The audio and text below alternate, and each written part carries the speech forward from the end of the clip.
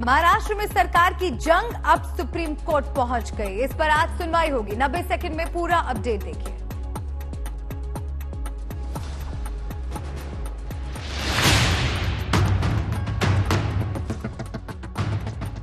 महाराष्ट्र में सरकार को लेकर सड़क पर शुरू हुआ संग्राम अब कानूनी दांवपेचों तक पहुंच गया है। एकनाथ शिंदे समेत 16 बागी विधायकों ने डिप्टी स्पीकर की तरफ से उनको दिए गए नोटिस को सुप्रीम कोर्ट में चुनौती दी है, जिस पर आज सुनवाई होनी है। इस सुनवाई से काफी हद तक ये तय हो जाएगा कि सरकार बनाने बिगाड़ने का खेल किस दिशा में जाएगा। शिंदे गुट ने डिप्टी स्पीकर के नोटिस को गैर कानूनी और गैर संवैधानिक करार दिया है। बागी विधायकों की याचिका की सुनवाई आज जस्टिस सूर्यकांत और जेबी पारदीवाला की वेकेशन बेंच करेगी। याचिका में शिंदे गुट ने कहा है कि डिप्टी स्पीकर का नोटिस गैर कानूनी है। नेता विपक्ष के तौर पर अजय चौधरी की नियुक्ति को मान्यता देने का उनका फैसला अवैध है, क्योंकि ये नियुक्ति शिवसेना के उस गुट ने की है जिसके पास बहुमत नहीं है। डिप्टी स्पीकर के पास अयोग्य करार देने का हक नहीं है। चीफ व्हिप को व्हिप जारी करने का अधिकार नहीं है। खुद डिप्टी स्पीकर के खिलाफ अविश्वास प्रस्ताव पेंडिंग है। ऐसे में वो कोई बड़ा फैसला नहीं कर सकते। शिवसेना के बागी विधायकों में से 16 को नोटिस दिया गया है और उनको आज शाम 5:30 बजे तक जवाब देना है। उधर शिंदे ग्रुप पहले ही भारत गोगावले को नया चीफ व्हिप चुन चुका है। देखना होगा कि सुप्रीम कोर्ट का फैसला किस गुट के लिए राहत लेकर आता है। संजय शर्मा, आज तक।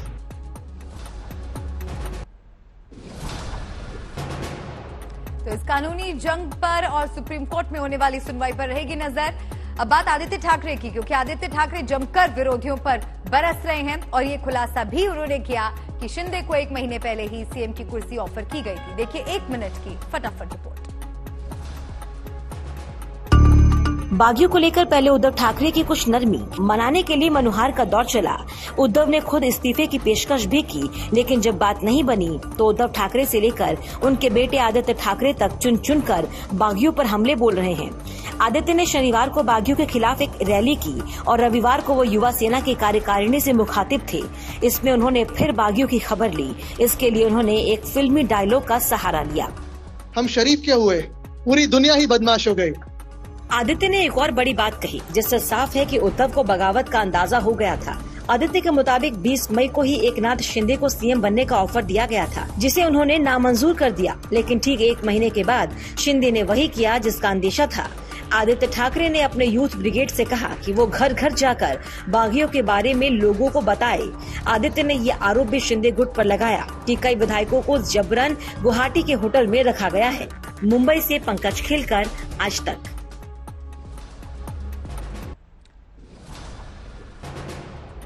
तो कानूनी जंग और ठाकरे परिवार के वार से तर महाराष्ट्र की घमासान में काफी कुछ अपडेट है। देखिए कुछ फटाफट रिपोर्ट में महाराष्ट्र की सियासी जंग का पूरा हाल। शिवसेना को एक और झटका लगा है। आदित्य ठाकरे के करीबी कहे जाने वाले कैबिनेट मंत्री उदय सावंत कल गुवाहाटी पहुंचकर एकनाथ शिंदे कैंप में शामिल हो गए। सावंत के जाने से अब बागी विधायकों की संख्या बढ़कर 48 हो गई है। इसमें 39 विधायक शिवसेना के और बाकी 9 निर्दलीय हैं। शिवसेना के बाकी बचे 2 कैबिनेट मंत्री सुभाष देसाई और अनिल परब विधान परिषद से हैं। शिंदे कैंप में शिंदे समेत 5 कैबिनेट मंत्री और 4 राज्य मंत्री हैं। संजय राउत अपने करारे हमलों के लिए जाने जाते हैं। पहले वो सरकार बचा ले जाने के दावे करते रहे, लेकिन सियासी जमीन खिसकी तो राउत की जुबान और तीखी हो गई कि 40 बागियों की अब लाश ही आएगी और विधानसभा में उनका पोस्टमार्टम होगा। हे जे 40 लोक तिकडे आहेत ना, ही जिवंत प्रेत आहेत, लक्षात घ्या। हे मुर्दे आहेत, त्यांच्या बॉड्या इकडे येणार आहेत, त्यांचा आत्मा मेलेला असेल। हालांकि बयान पर विवाद तो हुआ। राउत ने कहा कि उनके कहने का ये मतलब नहीं था। ब्यूरो रिपोर्ट, आज तक। संजय राउत की जुबान फिसली और उन्होंने 40 लाशों वाला बयान दिया तो बागी खेमे के एकनाथ शिंदे ने इस बयान को लपकने में जरा भी देर नहीं लगाई। शिंदे ने तुरंत पलटवार किया। हिंदू हृदय सम्राट वंदनीय बाला साहेब ठाकरे के हिंदुत्व के विचारों के लिए और बाला साहेब की शिवसेना को बचाने के लिए हम मर भी जाएं तो बेहतर है। इसे हम अपना सौभाग्य समझेंगे। खुद राउत को एहसास हो गया कि उनका बयान हद पार करने वाला है। ब्यूरो रिपोर्ट, आज तक। एक तरफ सरकार के लिए कानूनी जंग शुरू हुई है तो दूसरी तरफ शिव सैनिकों ने सड़क पर खुली जंग छेड़ दी है।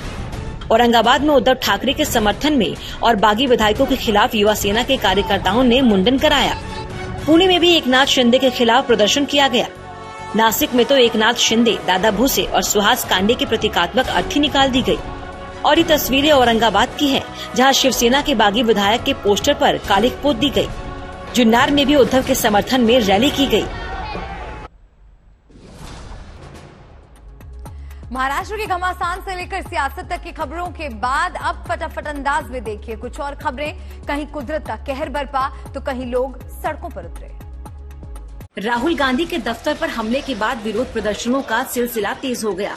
यूडीएफ ने इस हमले के खिलाफ कई जगह प्रदर्शन किए। इस दौरान सीपीएम के दफ्तरों को निशाना बनाया गया। इन दफ्तरों में तोड़फोड़ की गई। इसके खिलाफ रविवार को सीपीएम ने भी जवाबी कार्रवाई के तहत वायनाड में रैली की।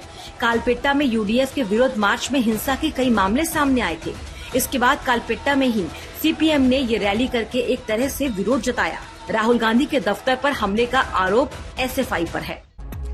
फटाफट खबरों में एक और खबर फटाफट अंदाज में आपको दिखाते हैं। बुल फाइट के दौरान बड़ा हादसा, 30 सेकंड में देखिए ये खबर।